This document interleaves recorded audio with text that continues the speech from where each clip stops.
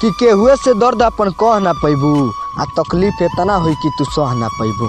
कि केहुए से अपन दर्द कह ना पैबू आ तकलीफ इतना होई कि तू सह ना पैबू।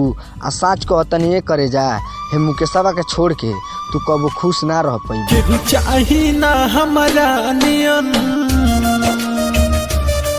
केहू चाही ना हमारा नियन, ई बात लिख के धली हो।